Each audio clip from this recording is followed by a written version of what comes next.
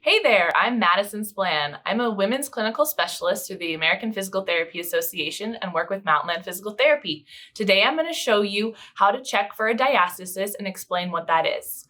So to start off, what is a diastasis? A diastasis is what occurs postpartum after pregnancy when your abdominal muscles separate.